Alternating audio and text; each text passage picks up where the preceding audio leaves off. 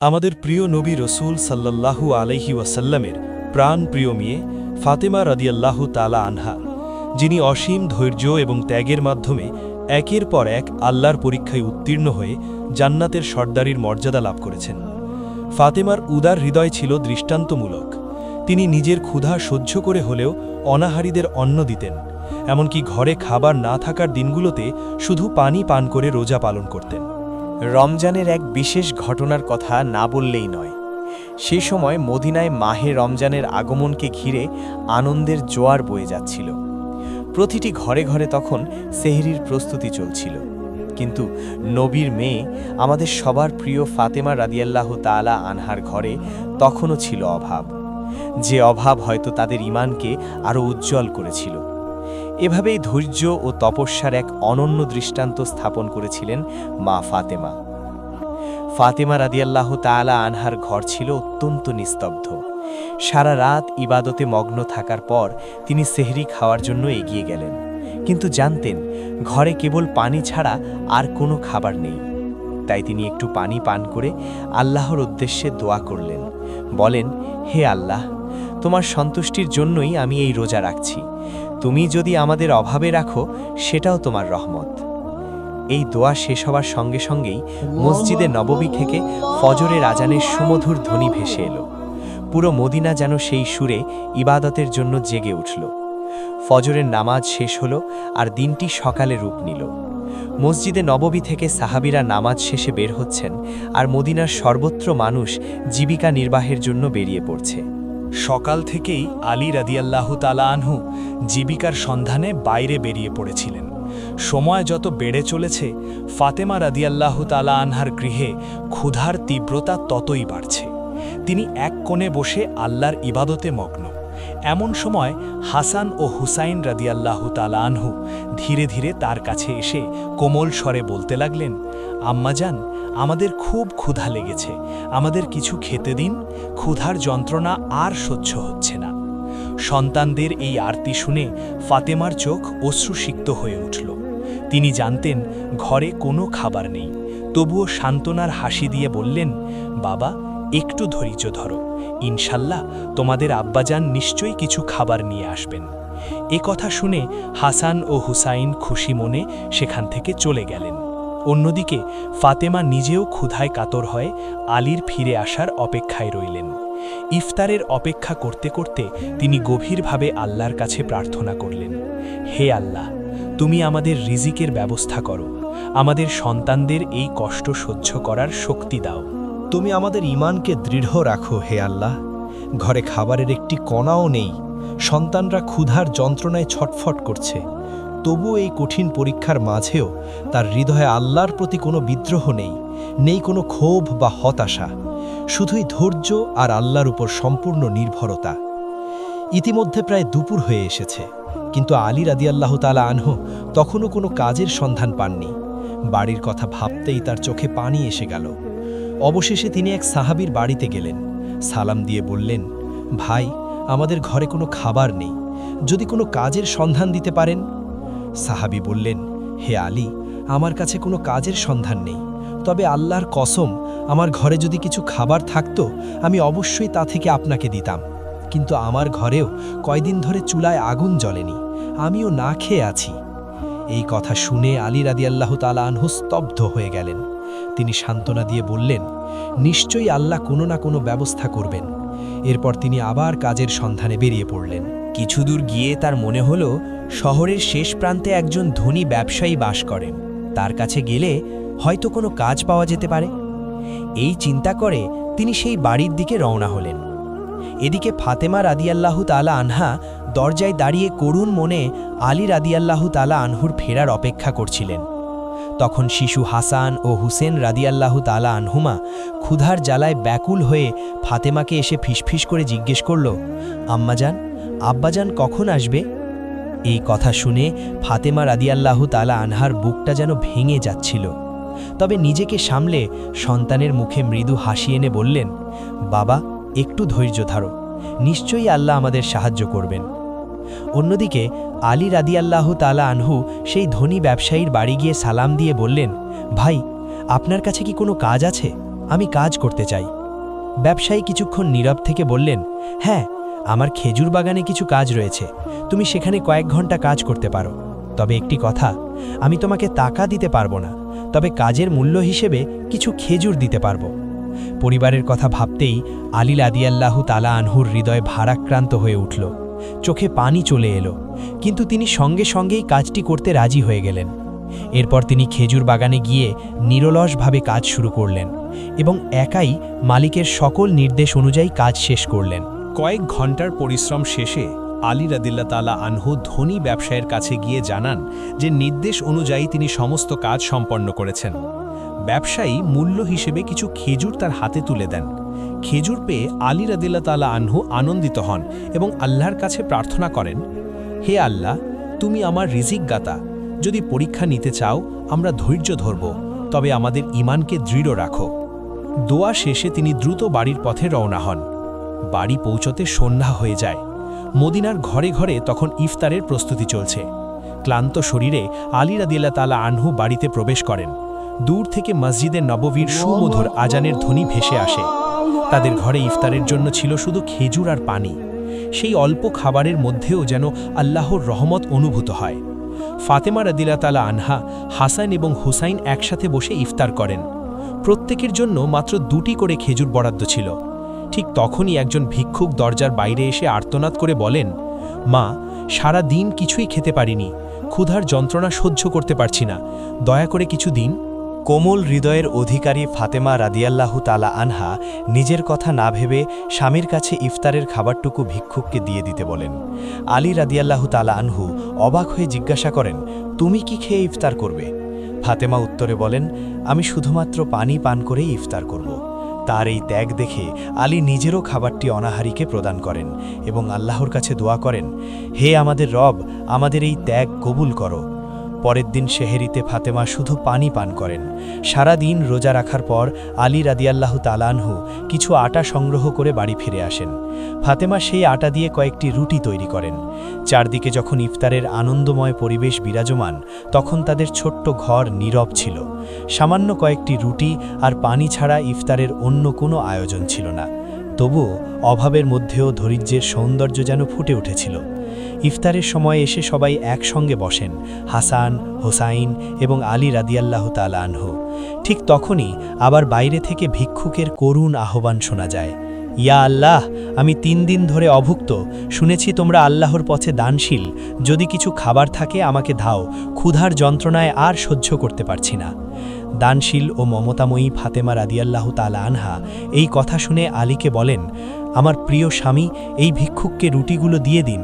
তিনি বললেন, হে ফাতেমা, তুমি কি খাবার গ্রহণ করবে না? ফাতেমা রাদিয়াল্লাহু তাআলা আনহা উত্তরে বললেন, আমার যদি ক্ষুধা লাগেও, তবে সেও তো ক্ষুধার যন্ত্রণায় কাতর। আমরা এই দুনিয়ার সুখের জন্য সৃষ্টি হইনি, আমাদের একমাত্র লক্ষ্য হচ্ছে আল্লাহর সন্তুষ্টি অর্জন করা। তখন আলী রাদিয়াল্লাহু তাআলা আনহু সেই ভিখারিকে রুটিগুলো দিয়ে আসেন। ফিরে এসে দেখলেন ফাতেমার হাতে শুধুমাত্র পানি ছাড়া আর কিছুই নেই। এই দৃশ্য দেখে আলী রাদিয়াল্লাহু তাআলা আনহু মনে মনে বললেন, হে ফাতেমা, তুমি কি জানো তোমার এই ত্যাগ কত বড় পরীক্ষার সমান? তুমি নিজে না খেয়ে অপরে খাওয়ালে, নিশ্চয়ই আল্লাহ তোমার এই দান কবুল করবেন। ঠিক সে সময় আল্লাহ তাআলা জিব্রাইল আলাইহিসসালামকে হুকুম দিলেন। তিনি বললেন, জিব্রাইল, তুমি যাও আমার প্রিয় নবীর কন্যা ফাতেমার কাছে। সে যেভাবে ত্যাগ ও ধৈর্যের সাথে কঠিন পরীক্ষা দিয়েছে তা অতুলনীয়। নিজের ক্ষুধা সহ্য করে অন্যকে খাবার দিয়েছে। এখন তাদের ঘরে কোনো খাবার নেই, তাই জান্নাত থেকে তাদের জন্য রিজিক নিয়ে যাও। আল্লাহর এই আদেশ প্রাপ্তির সঙ্গে সঙ্গে জিব্রাইল আলাইহিসসালাম জান্নাত থেকে সুগন্ধি রুটি, খেজুর ও মধু নিয়ে মানুষের রূপ ধরে আলী রাদিয়াল্লাহু তাআলা আনহুর ঘরের দরজায় উপস্থিত হলেন। ওদিকে ফাতেমা রাদিয়াল্লাহু তাআলা আনহা তখন শুধুমাত্র পানি পান করে ইফতার করে আল্লাহর ইবাদাতে মনোনিবেশ করেছিলেন। তখন ঘরের বাইরের একটি সুমধুর কণ্ঠ ভেসে আসে। সেই কণ্ঠ শুনে আলী রাদিয়াল্লাহু তাআলা আনহু চমকে উঠে বাইরে যান এবং একজন সুপুরুষকে খাবারের একটি পূর্ণ পাত্র হাতে দাঁড়িয়ে থাকতে দেখেন। তিনি তাকে জিজ্ঞেস করেন, আপনি কে? সুপুরুষ উত্তর দেন, আমি আল্লাহর পক্ষ থেকে প্রেরিত একজন দাস। আপনি এবং ফাতেমা যেভাবে ত্যাগ স্বীকার করে অপরকে খাবার দিয়েছেন তা দেখে আল্লাহ অনেক খুশি হয়েছেন, তাই তিনি জান্নাত থেকে এই খাবার পাঠিয়েছেন। এই কথাগুলো শোনা মাত্র আলী রাদিয়াল্লাহু তাআলা আনহুর অন্তর জুড়িয়ে ওঠে আর চোখ অশ্রুসিক্ত হয়ে যায়। পরে জিব্রাইল আলাইহিসসালাম খাবারগুলি রেখে বিদায় নেন। আলী খাবারগুলি ঘরে নিয়ে এসে ফাতেমাকে বলেন, হে ফাতেমা, দেখো আমাদের রব কত মহান, তিনি আমাদের জন্য জান্নাত থেকে রিজিক পাঠিয়েছেন। এই কথা শুনে ফাতেমা ধীরে ধীরে খাবারের পাত্রের দিকে এগিয়ে আসেন এবং অবাক হয়ে তাকিয়ে থাকেন। তিনি ভাবলেন এগুলো কোনো সাধারণ খাবার নয়, এর মনোরম সুবাস জান্নাতি বলে জানান দেয়। তখন ফাতেমা দোয়া করে বললেন, হে আল্লাহ, তুমি কত মহান, তোমার করুণায় আমরা বেঁচে আছি। এমন সময় তাদের সন্তান হাসান ও হুসেন রাদিয়াল্লাহু তাআলা আনহুমা ঘরে এসে বলল, আমরা জান এই খাবারগুলো কার, এগুলো কে পাঠিয়েছে? তখন ফাতেমা তাদের উত্তর দিলেন, বাবা, এই খাবারগুলো মহান আল্লাহ জান্নাত থেকে আমাদের জন্য পাঠিয়েছেন। হাসান ও হুসেন বিস্ময়ে চোখ বিস্ফারিত করে জিজ্ঞেস করল, এটা কি সত্যি? ফাতেমা বললেন, হ্যাঁ বাবা, এটি একান্ত সত্যি। এই খাবার আল্লাহর রহমতের নিদর্শন।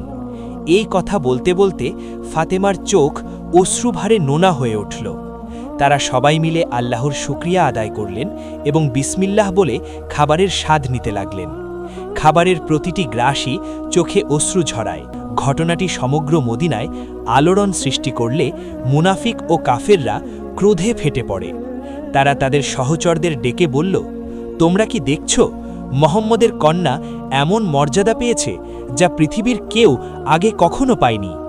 যদি এই ঘটনা আরও প্রচারিত হয় তাহলে মানুষের ঈমান আরও শক্ত হবে এবং আমাদের ষড়যন্ত্র ব্যর্থ হয়ে যাবে।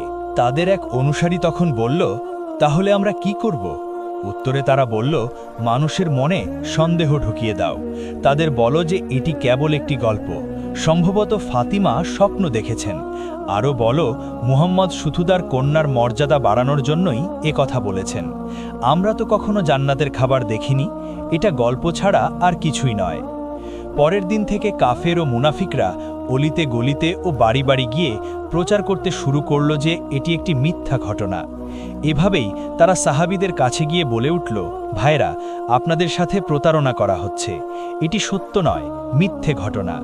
তখন সাহাবীরা বলেন, যিনি আমাদের জন্য কোরআন অবতীর্ণ করেছেন তিনি কি খাবার পাঠাতে পারেন না? আল্লাহর প্রিয় রাসূল মুহাম্মদ সাল্লাল্লাহু আলাইহি ওয়াসাল্লাম কখনোই মিথ্যা বলেন না। সাহাবীদের এই দৃঢ় বিশ্বাসের সামনে কাফেররা পরাজিত হল।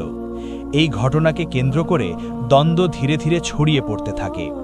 এরই মাঝে এক রাতে ফাতিমা রাদিয়াল্লাহু তাআলা আনহা দীর্ঘ সময় ধরে আল্লাহর ইবাদতে নিমগ্ন হন। চোখের জল ঝরাতে ঝরাতে তিনি ভাবছিলেন, কেন আল্লাহ তাকে এই অলৌকিক নিয়ামত দিয়েছেন। তার তো দুনিয়ায় কিছু চাওয়ার নেই, একমাত্র চাওয়া যেন আল্লাহ আমাদের সবাইকে জান্নাতে একত্রিত রাখেন। ফাতিমা বলেন, হে আল্লাহ, তুমি আমাকে এমন সম্মানিত করেছ যা আমি পাওয়ার যোগ্য নই। তুমি জান্নাতের খাবার দিয়ে দেখিয়ে দিলে যে দুনিয়ার অভাব কিছুরই গুরুত্ব নেই। তিনি প্রার্থনা করেন, হে আল্লাহ, আমার স্বামী সন্তানদের হেফাজত করো এবং আমার আব্বাজানকে জান্নাতের সর্বোচ্চ স্থানে সমাসীন করো। এই ঘটনার কথা শুনে হজরত আবু বকর ও ওমর রাদিয়াল্লাহু তাআলা আনহুমা রাসূলুল্লাহ সাল্লাল্লাহু আলাইহি ওয়াসাল্লামের কাছে ছুটে আসেন। আবু বকর বলেন, ইয়া রাসূলুল্লাহ, এই ঘটনা আমাদের ঈমান আরও শক্ত করেছে। তখন ওমর রাদিয়াল্লাহু তাআলা আনহু বলেন, আমরা কি সেই খাবারের কোনো অংশ দেখতে পারি? রাসূল সাল্লাল্লাহু আলাইহি ওয়াসাল্লাম মৃদু হেসে বলেন, হে ওমর, এটি এমন একটি নেয়ামত যা আল্লাহ যাকেই চান তিনিই প্রদান করেন। কিন্তু এটি কেবল খাবারের ব্যাপার নয়, বরং এটি একটি মহৎ শিক্ষা বহন করে। নবীজির কথা শুনে তাদের হৃদয় প্রশান্তিতে পূর্ণ হয়ে যায়। এরপর তিনি ফাতিমা রাদিয়াল্লাহু তাআলা আনহার বাড়িতে যান। ফাতিমাকে দেখে তিনি মৃদু হেসে বললেন, হে আমার কলিজার টুকরো ফাতিমা, তুমি জান্নাতের নারীদের নেত্রী এবং এই খাবার তোমার সেই মর্যাদারই প্রমাণ। ফাতিমা তখন বিনম্রভাবে বলেন, আব্বাজান, আমি তো শুধুই একজন দুর্বল বান্দা। এই সম্মান একমাত্র আল্লাহর অশেষ রহমতের নিদর্শন। রাসূল সাল্লাল্লাহু আলাইহি ওয়াসাল্লাম সমর্থন দিয়ে বলেন, হ্যাঁ, আল্লাহ তার প্রিয় বান্দাদেরই এই রহমত প্রদান করেন। তুমি ধৈর্য ধরেছ, তাকওয়ার পথে থেকেছ, তাই তিনি সেই মুহূর্তে তোমাকে জান্নাতের অনন্য খাবারের মাধ্যমে সম্মানিত করেছিলেন, যা ছিল সত্যিই এক অপার্থিব অভিজ্ঞতা। সেই প্রশান্তির মুহূর্তে রাসূলুল্লাহ সাল্লাল্লাহু আলাইহি ওয়াসাল্লাম আলী রাদিয়াল্লাহু তাআলা আনহু, ফাতিমা রাদিয়াল্লাহু তাআলা আনহা এবং হাসান ও হুসাইন রাদিয়াল্লাহু তাআলা আনহুমের দিকে তাকিয়ে বললেন, আমি দৃঢ়ভাবে বলতে পারি, তোমাদের অন্তরের যে ঈমানের গভীরতা আছে তা আমাদের সবার জন্য এক অনন্য আদর্শ। এই কথায় ফাতিমা রাদিয়াল্লাহু তাআলা আনহা চোখের পানি মুছে সামান্য হেসে বলেছিলেন, আমরা সবাই একদিন জান্নাতে এই বিশেষ খাবারের স্বাদ উপভোগ করব ইনশাল্লাহ।